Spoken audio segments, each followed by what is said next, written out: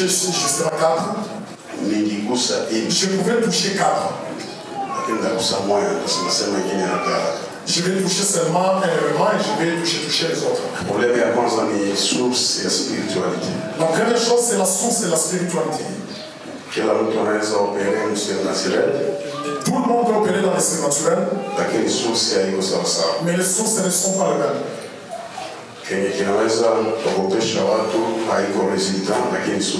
Ce qui peut faire trembler les gens, ce n'est pas les résultats, c'est la source.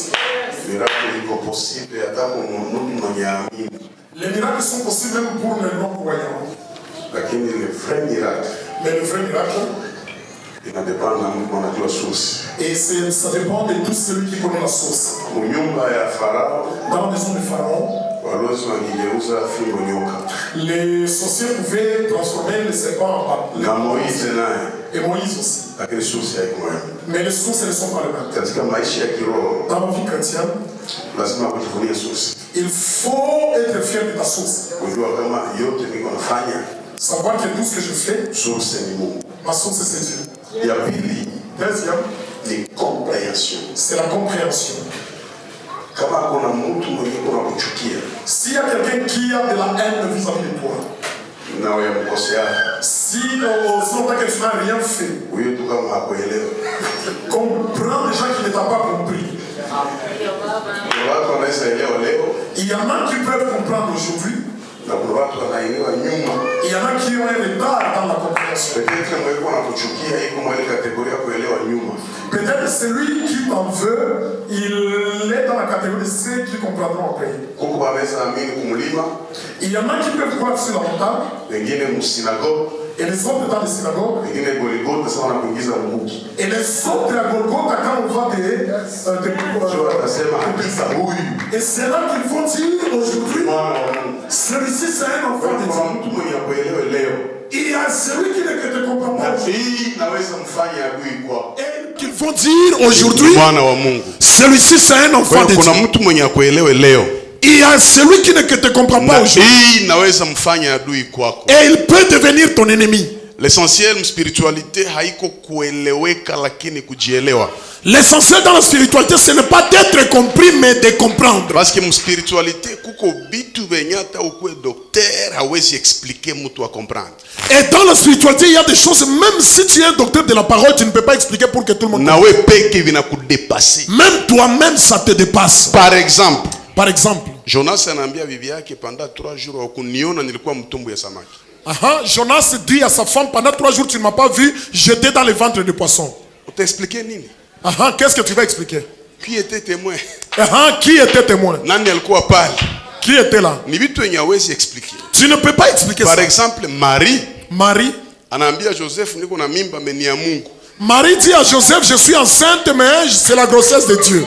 Unaona kama Mungu aliona Marie haiko capable kuexpliquer Joseph. Et Dieu a compris que Marie n'était pas capable d'expliquer Joseph.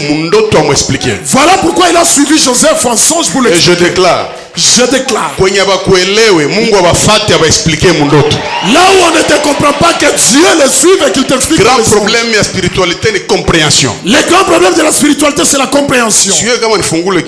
Fungula. Achilia. Ambia ndugu yako mwalimu ataongea. Eli. Achilia. Ambia ndugu yako mwalimu ataongea.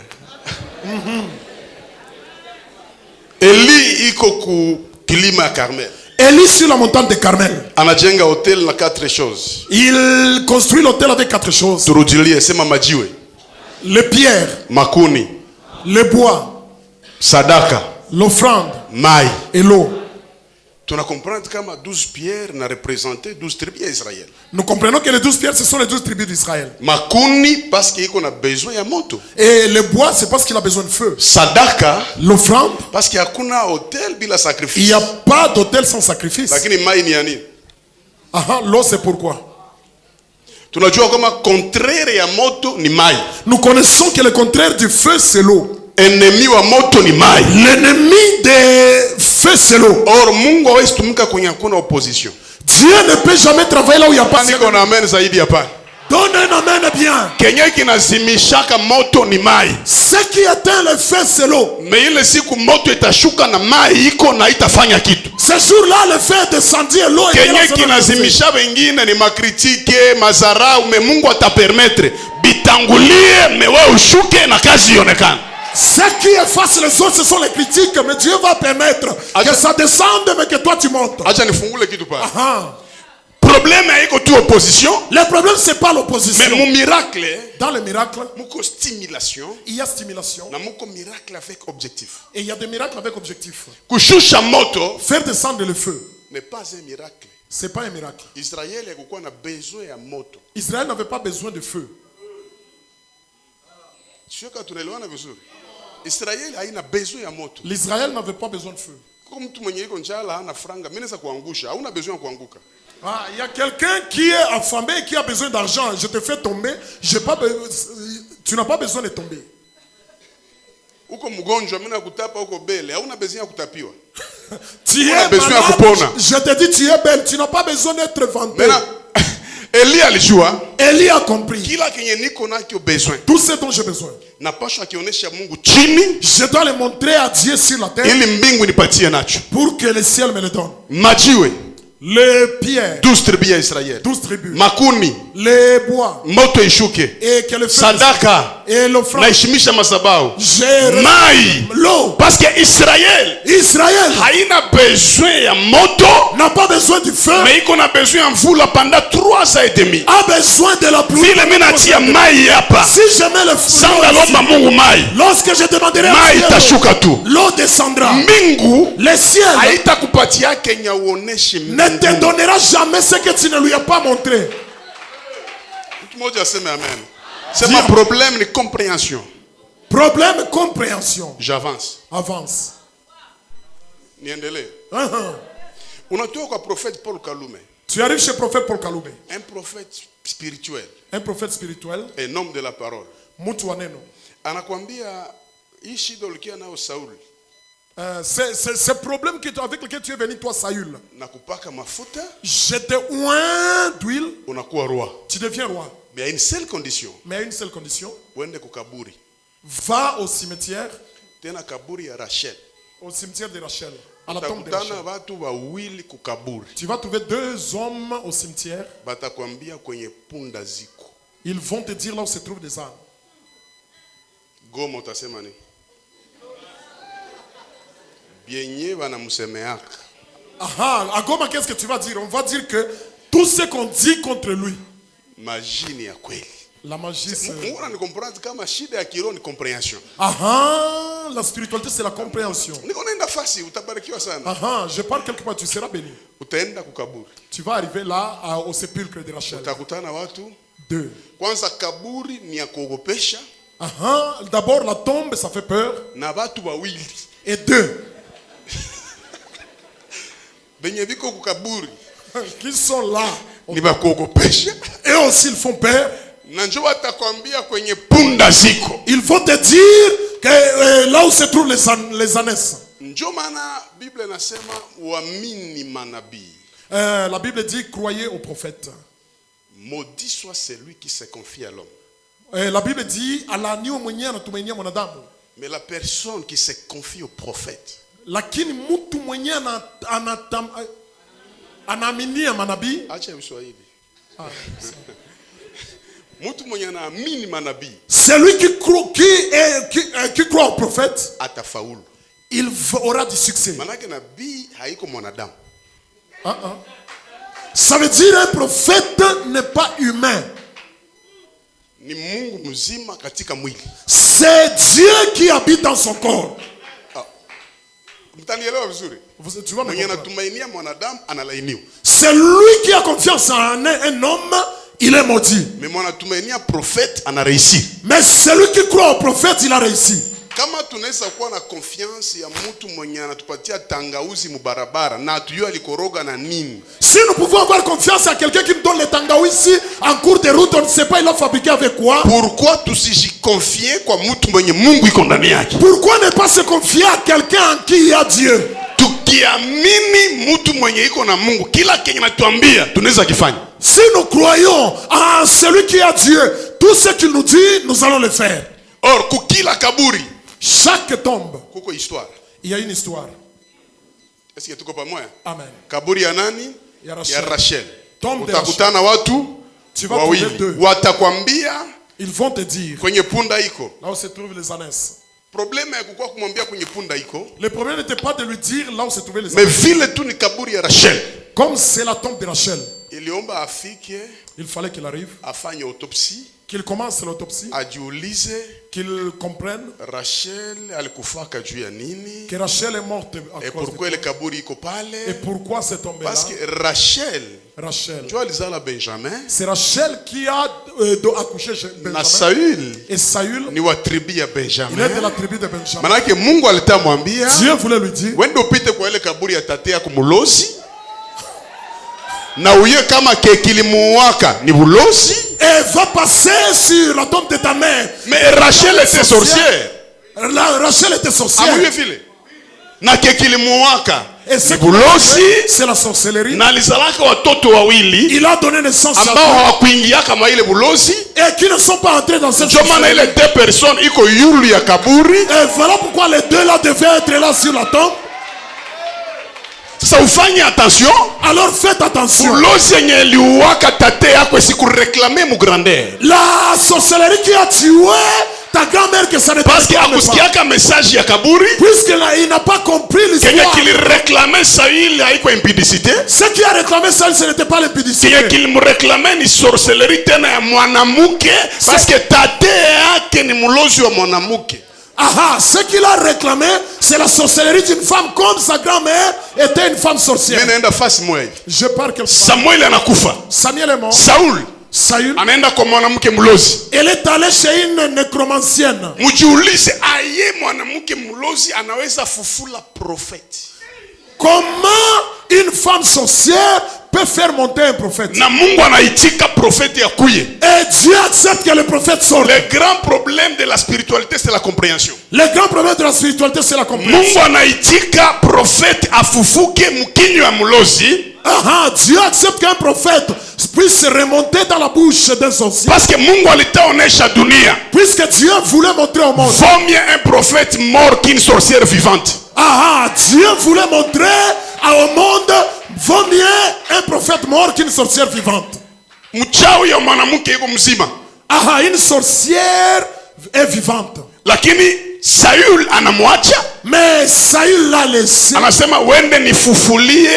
Ah, va me chercher. Manake wewe na bulozi yako. Toi et ta sorcellerie. Bulozi yako haina maana. Ça ne fera rien. Au moins nabii mwalishaka kufa kuliko mlozi mwenye iko hai. C'est le prophète qui était mort que toi la nécromancienne. C'est trop bas kutumikia Mungu na kuadmirer ba magicien. C'est trop bas de servir Dieu et d'admirer les magiciens. Pourquoi mkiona mtu ni millionnaire mnamuita Freemason? Pourquoi est-ce que quand un enfant de Dieu, un homme de Dieu devient millionnaire, vous l'appelez Freemason? C'est parce que l'église corps de Christ ina échoué mission yake ya kuonesha puissance na grandeur ya christianisme. C'est parce que l'église a échoué dans sa mission de montrer la grandeur du christianisme. Tulipasha kwa tunaona mtu mwenye iko na franga tunasema huyu anaombeaka kushandelier. Ah, il faut que quand nous voyons quelqu'un qui est friqué, que nous puissions dire il prie à chandelier. Mmoja anipe amen vizuri. Amen. Acha nifungule kitwa. Laissez-moi ouvrir quelque chose ici. Exode 25. Exode 25. Mungu anaambia Israël. Dieu dit à Israël, munipe sadaka. Donnez-moi l'offrande. Hapa ndafanya exemple na deux garçons akui. Je vais faire un exemple avec deux garçons. Deux garçons. Garçons. C'est un garçon. Est-ce que mko hapa? Munilete sadaka na ya zaidi na gusia anasema or. Aha, il dit apportez-moi les offrandes l'or. Mu désert. Dans le désert. Or Mungu hawezi kulomba kenya kukupa. Dieu ne peut pas te demander ce qu'il ne t'a pas donné. Mungu akikulomba kitu manake uko nayo. Si Dieu te demande quelque chose, ça veut dire tu l'as. Au Mungu anajua uko na roho ya kuipana. Ou bien Dieu connaît que tu as le cœur pour le donner. Si ubiri juu offrande. Je ne parle pas de l'offrande. Mungu hawezi kulomba Isaac na uyaleta. Mungu yakupatia Isaac. Dieu ne peut jamais te demander Isaac si il ne te l'a pas donné. Donc ça unasikia wanasema $1000 asimame mkanisa ikikukwaza wewe kama hauna tu wewe hauna kitu. Si on dit on a besoin de quelqu'un qui va donner $1000, ne sois pas fâché, comprends seulement que toi tu n'en as pas. Haiko niveau yako. Ce n'est pas ton niveau. Oh balianzia yulu donc haiko yulu wewe ndio hauna. Ah, oh non, on a commencé au-dessus, ce n'est pas au-dessus, c'est toi qui n'en as pas. Kuko mbakisema $1000 na mkwaza parce qu'il y a pas na 10,000. Ah, il y a quelqu'un d'autre, si on demande $1000, lui, il est choqué parce que lui peut donner 10 000. C'est un problème de dimension. Si Dieu te demande l'or dans le désert, il connaît que tu l'as. Amen. Et on a amené l'or dans le désert. Ça vient d'où? Genèse chapitre 13, verset 2. Genèse 13, 2. Biblia inasema wakati Abraham wanatoka Egypte. Quand Abraham quittait l'Égypte, alikuwa très riche. Il était riche. En troupeau. Il était riche en troupeau. En or. En or. En argent. En argent. Richesse ya Abraham inatoka wapi?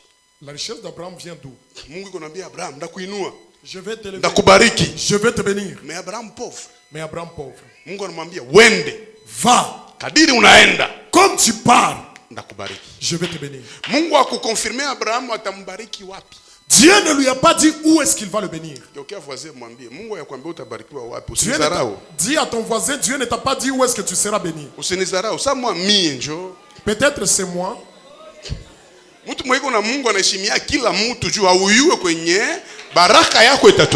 Tout celui qui a Dieu respecte tout le monde parce que tu ne sais pas d'où. Pourquoi Mungu a précisé? Pourquoi Dieu n'a pas précisé? Mungu amalizake phrase yote siku anakuita. Anapenda ufira meziri unaendelea naye utakuwa na découvrir vingine. Dieu ne termine pas toute la phrase quand il t'appelle. Au fur et à mesure, il va te donner. À l'époque. Autrefois. À l'époque. Oui, autrefois. La première nation puissante. C'était l'Égypte. Ilikuwa Misri. Unajua Egypte? Unajua Misri. Tu connais l'Égypte? Ni nchi iliexiste mbele ya Amerika. C'est un pays qui a existé avant les États-Unis d'Amérique. L'Égypte. 3150 ans avant Jésus-Christ. 3150 ans avant Jésus-Christ. L'Égypte était là. Ils ont évolué. 3000 ans. 3000 ans. Richesse ya Egypte. La richesse d'Égypte. Oro ilikuwa ya kila aina. Il y avait de l'or. Utajiri ya kila aina. Il y avait beaucoup de richesses. Ndio maana utajiri mingi ya Waisraeli. Voilà pourquoi la richesse d'Israël ilitokea Egypte. C'est venu de l'Égypte. Wakati Abraham anashuka Egypte. Quand Abraham est arrivé en Égypte, alioa mwanamke Kiana. Il avait une femme très belle. Prophète alisema baba wake tu Kiana, mimi nasema Kiana oa tu. Ongeza na Kiana. Alors, moi je dis, on n'épouse pas seulement la beauté, alors lui ajoute qu'il faut aussi la beauté. Il faut aussi la beauté.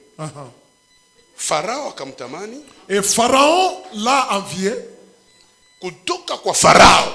Et à partir de Pharaon, ndio kwenye richesse ya Abraham ilitokea. Et c'est à partir de là que la richesse d'Abraham venait. Or, l'or, mifugo, et le bétail, argent, l'argent. Ndio kisoma Genèse 13. Voilà pourquoi dans Genèse 13, Abraham akakuwa très riche. Il devenait très riche. Inatoka wapi? L'Égypte. Égypte. Ouais. Sasa, kwenye tunasoma, là où on a lu, Abraham anakwenda toa sadaka. Abraham est allé donner des sacrifices. Ça c'est très profond. Ah, c'est très profond ça. Anasubiri Mungu akuye. Il attend que Dieu vienne. Mungu anakawia kidogo. Dieu a traîné. Ndege zinaanza shuka. Les oiseaux commençaient à s'abattre sur. Abraham anafukuza ndege. Abraham pouvait les chasser. Kisha analala. Après il sommeille. Sana lamuka. Quand il se réveille, Mungu anasema kwa sababu lilala. À cause de ce sommeil, taifa yako itakwenda utumwani miaka 400. Et tes enfants, ta postérité iront en captivité dans un pays qui ne sera pas leur pendant 400 ans. Anaongeza kitu kingine. Il ajoute. Lakini siku watatoka utumwani. Quand ils vont sortir de là, watatoka na utajiri. Ils vont sortir avec la richesse.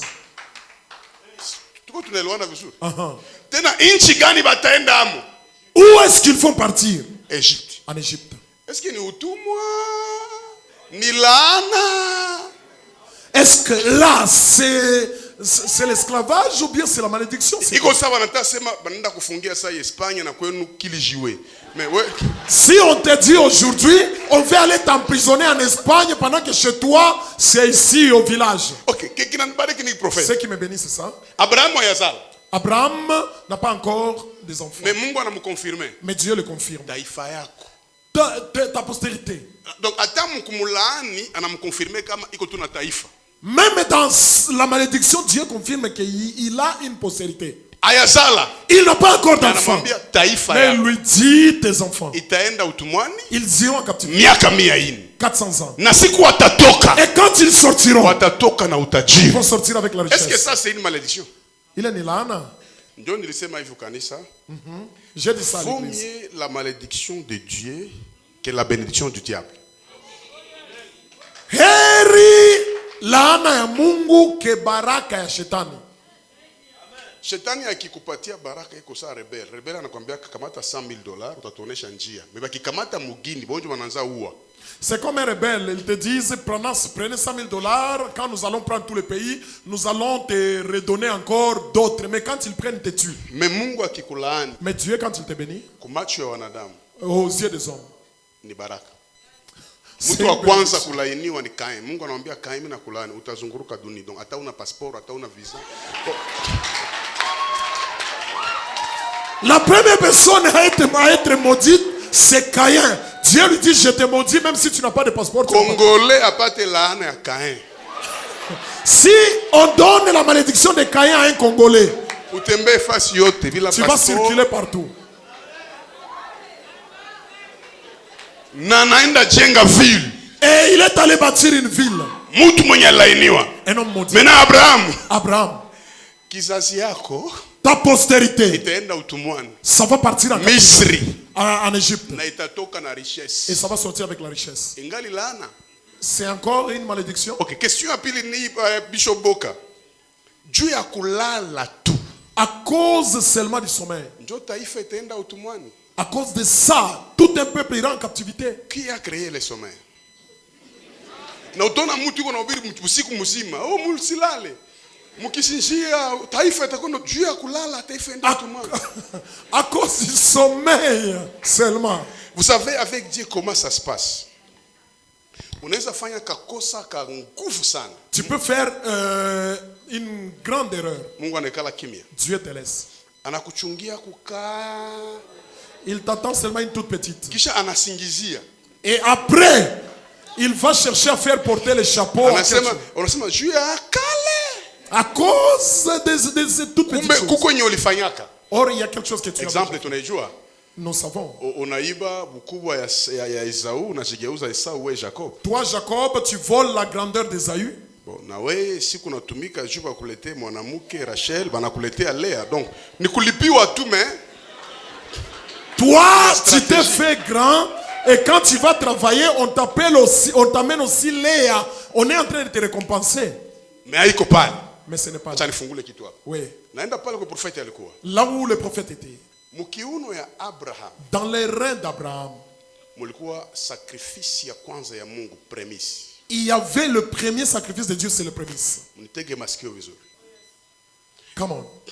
Kama Abraham alisinzia. Si Abraham s'est endormi. C'est parce que Mungu alikawia kuya kukula sadaka. C'est parce que Dieu a traîné de venir prendre les sacrifices. Ndege akaibeba. Et l'oiseau a pris ça. Problème ya mingi haiko tu kwa Abraham. Le problème n'était pas seulement chez Abraham. Mais Mungu ndio alikawia. Et Dieu a traîné aussi. Abraham akalala. Abraham s'est endormi. Mungu akamwambia. Et Dieu lui dit. Vile ulilala. Comme tu t'es endormi. Taifa itaenda utumwani Misri. Et tes enfants iront. Or wakati ndege zilikuwa zinashuka. Et quand les oiseaux. Abraham alikuwa anafukuza. Abraham les chassait. Mais tunaangalia mu révélation. Et nous trouvons dans la révélation. Mutumbu ya Abraham. Dans la vie d'Abraham. Ndio mulikuwa limbuko ya kwanza ya Mungu. Et c'est là qu'il y avait le premier prémisse de Dieu. Mungu akampa promesse. Dieu lui donna une promesse. Sa Mungu anakawia. Quand Dieu a traîné. Hagar. Agar. Anakamata limbuko ya kwanza ya Abraham. Agar a pris la prémisse de Abraham. Une femme égyptienne. Une femme égyptienne. Anazala Ishmael. Il a donné naissance à Ismaël. Ukisoma Bible bien. Si tu lis la Bible. Vile alikuwa anafukuza ndege. De la même manière qu'il chassait les oiseaux. Ndio alikia fukuza Hagar. Et c'est de cette même manière qu'on a chassé aussi Agar.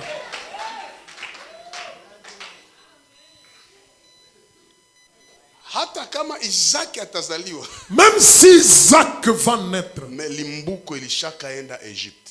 Mais la prémisse est déjà partie en Égypte. Là où la prémisse est partie. Et c'est là que le peuple ira récupérer sa richesse pour aller en Canaan.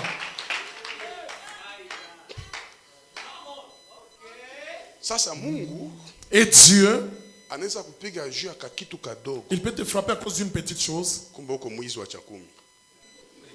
Or, tu es un voleur de dîmes.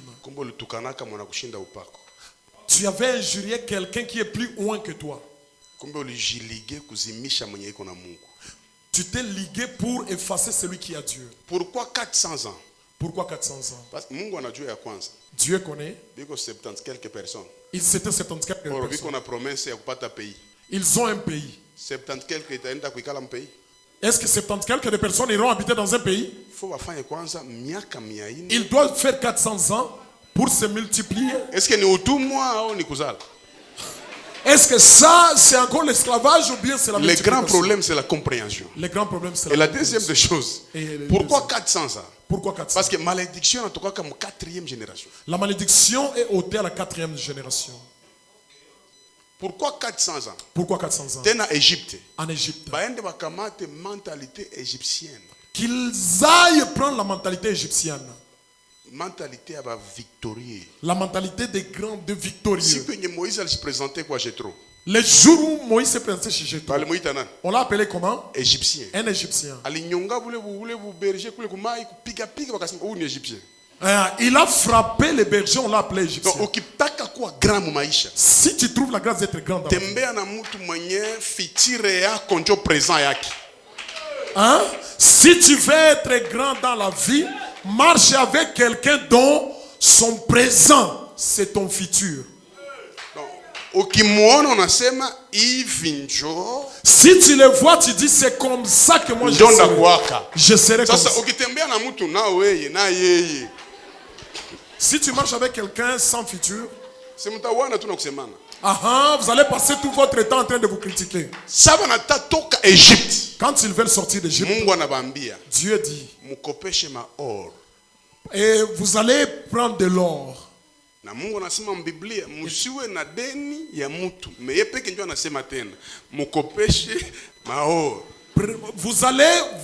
allez prendre de l'or.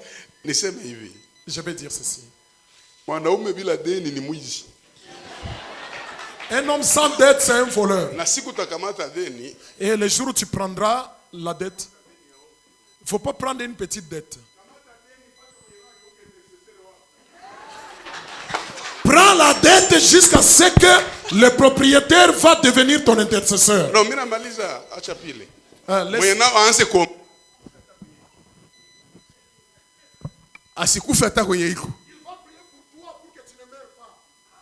Sasa sikia. Mwende mkopeshe maor.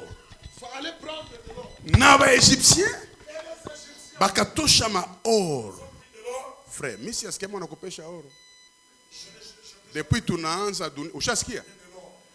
Mungu akabapiga upofu. Bakakopesha maor. Batailipa wapi? Na pourquoi baikopeshe? Mungu aliyua hata mulikuwa utumwani 400 years. 400 ans. Amungitoka mutumwa mikono wazi. Amukubatumikiaka bure.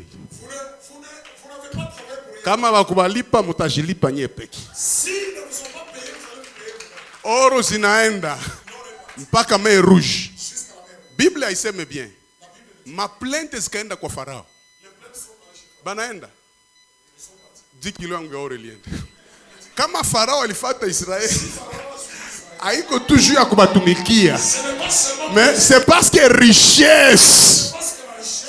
Mimi natangaza mbele niendelee. Je suis en train de proclamer. Kama kuko richesse yako bakia mudunia. Si y a ta richesse qui est restée sur la après conférence. Après cette conférence. Richesse yako itafuatana na wewe. Que ta richesse te suive. Mmoja aseme amen. Mais angalia malize regarde, je vais terminer. Moïse alibaona. Quand Moïse les a vus, na biko na maor déjà. Ils sont de l'or. Moïse akayoba fate vingine. Et il a compris qu'il ne suit pas autre chose. Il ne suivait pas autre chose. Il suivait ça. Et Moïse dit, les Égyptiens que vous voyez, vous ne le verrez plus jamais. Ne vous en faites pas. Cet or, ça va passer. Maintenant, le pharaon derrière, la mer rouge devant. Et Dieu n'a pas frappé le pharaon. Il a ouvert la mer rouge. Ça va avaler le pharaon. Ah, c'est ton futur qui va corriger ton passé.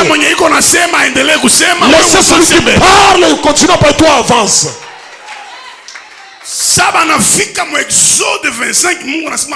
Quand ils arrivent dans Exode 25, Dieu dit, donnez-moi de l'or. Or. Est-ce que mwalimu anaelewa kabisa? Bamupe oro pourquoi? Parce que on lui donne l'or pourquoi? Parce que nimalize niseme hivi. Je termine en disant, tuache kuona Goma. Cessons de nous entretuer à Goma. Muhuduma. Dans le ministère. Mwenzako akielewa Kenya uyaelewaka ni mkuu wako. Celui qui comprend ce que tu n'as pas encore compris, c'est ton grand frère.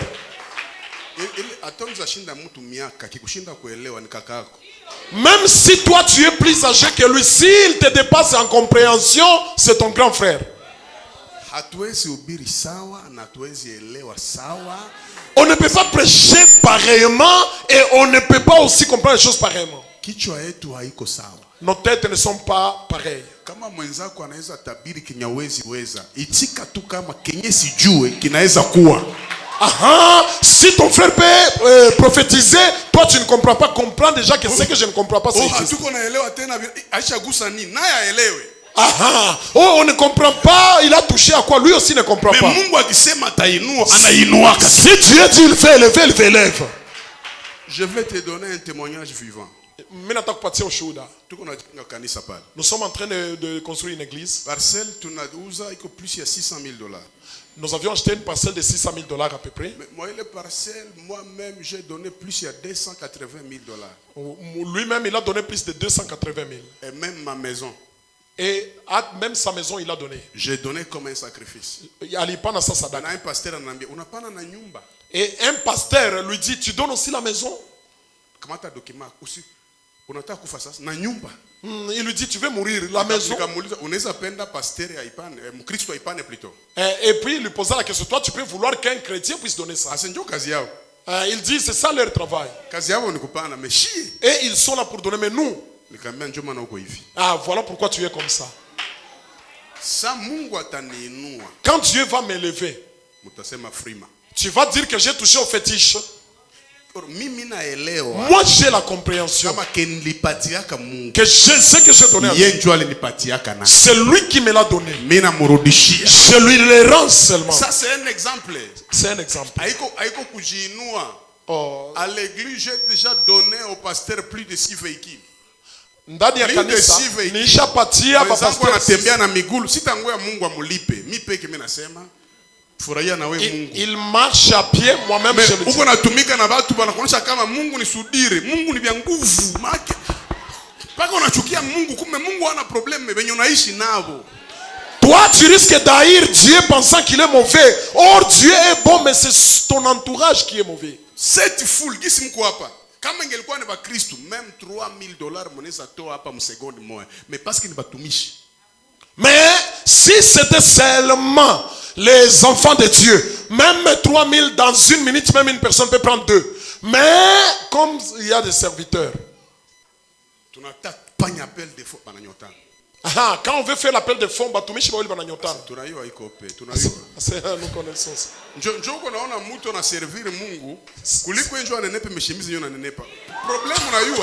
Quelqu'un sert Dieu, au lieu de grossir, c'est la chemise qui commence à grossir. Problème de compréhension. C'est 10%.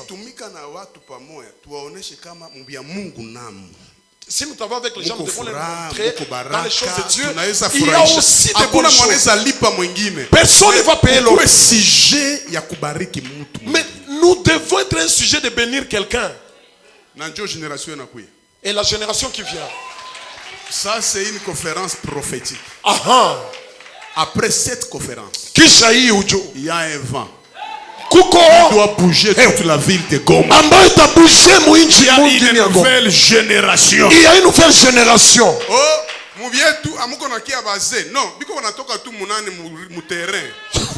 Oh non, il y a des vieux qui ne viennent pas dans nos histoires. Ils sont en train de sortir du terrain. C'est comme ça que les gens sortent du terrain rapidement. Ah, on n'a pas besoin de celui qui n'est pas là. Nous avons besoin de celui qui est là et on avance avec lui. Le grand problème de la spiritualité, c'est la compréhension. Nous nous tenons debout.